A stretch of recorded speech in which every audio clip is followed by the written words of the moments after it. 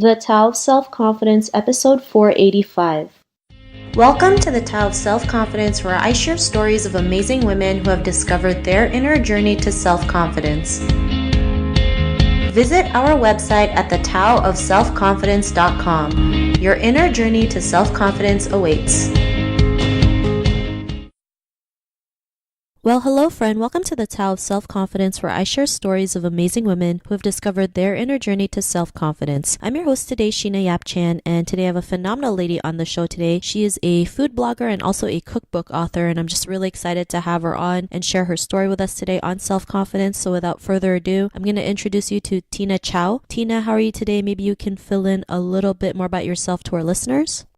Hi, Sheena. I'm good. Thank you. Well, I call myself a food blogger now, but I really just started my journey to blogging from first trying to, eat a little healthier. And at the time when I was going through this, I had a difficult time cooking, fresh meals because I was both doing my MBA part-time and then also working full-time. So the only way that I could have done it was actually meal prepping ahead of time. And then I started just sharing my journey of eating better, sharing recipes. And then next thing you know, I gained now over about 180,000 followers on Instagram. And because of that, there's a lot of opportunities that came my way in terms of the opportunity like writing a cookbook and tons of different features in magazines and so on. So really blessed with all the opportunities that came my way just from, simply sharing my journey.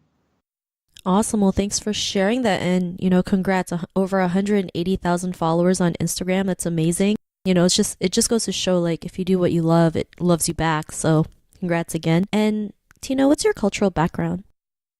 I'm Chinese. I was actually born in Vietnam though, but my parents are both Chinese. So we sort of are Chinese people living in Vietnam. So I was born there and came to Canada when I was about 12 years old.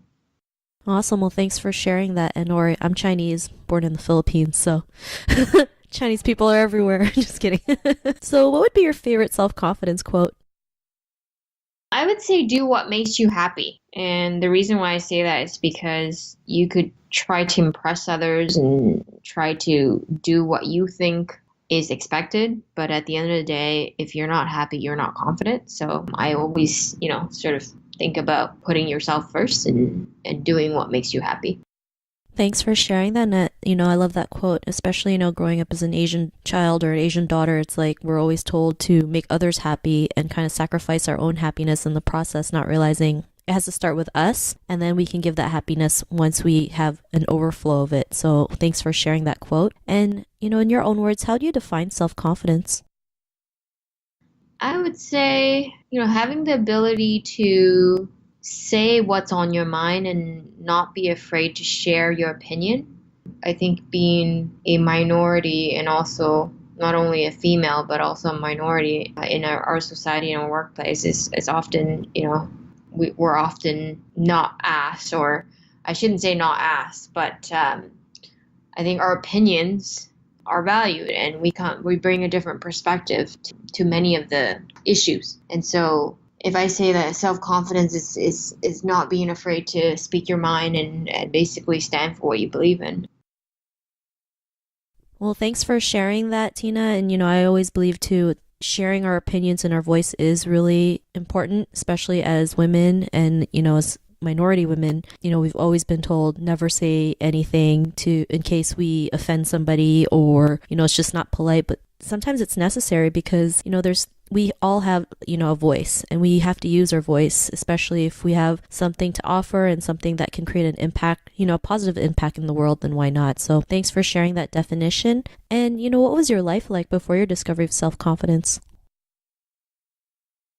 I would say growing up, you're sort of like, especially in an Asian household, like you said, you're sort of always told what you should do, what to do, never speak back, and so on. And I think through my early years in my career, I didn't really speak much other than yes, I will do and yes, sir type of attitude. And I think it was later in my leadership career, like my professional career, that I gained, like I think through experience too, that it's okay to speak up and it's okay to sort of share what your thoughts are and not be afraid that it will be penalized against you. And so I think it's through time and through experience of life that you're able to gain that confidence to be able to express yourself and be comfortable in your own skin, I think.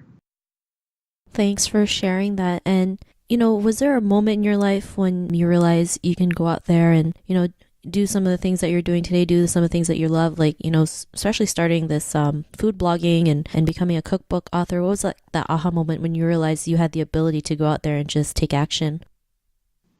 I guess through blogging, I mean, at first it was more of sharing what I was doing. And then when, I started getting a lot of responses from followers saying, and this may sound a little cheesy, but you've inspired me to be healthier, you've inspired me to eat better, and thank you so much for what you share. And when you keep getting these type of positive reinforcements from people that are loyal, your loyal followers, it sort of makes what I do on a regular basis so much more rewarding, and seeing the positive effects of what I'm doing it makes the extra work that I do on the side on top of my career really worth it. Thanks for sharing that. And I think that's great, having that positive reinforcement. I know there's days probably where you don't even feel like putting up a blog, but then when you see a message from your followers saying, thank you so much for sharing this, it's helped me a lot, in my own journey, it does make a big difference, because it's like you're doing something that's bigger than you, right? It's the greatest feeling, and it just, it makes you want to keep going, right? It's like, what else can you do? And, because of that, what's your life been like now? It's busy, but I try to balance everything. So I still work full time, and I work in the banking industry full time, and I do my blogging on the side still. And so, but it's rewarding. It keeps me on track. It almost keeps me accountable to what I do too. And because I have a lot of people waiting to see what I'm doing every week, it sort of keeps me accountable too. So it's busy, but I really, really love it. Awesome. Well, thanks for sharing that. And Tina, to the woman who's listening to your episode, she may be in her own journey of self-confidence. What would be that one tip you would give to her? I would say be open-minded and don't be afraid to just explore yourself. And I think I say that because I took my solo first trip when I was in my late 20s. And I think that's a little too late, because through a trip like that was when I was able to sort of find the comfort of being okay to do things alone. So I'd say be open-minded and be willing to explore.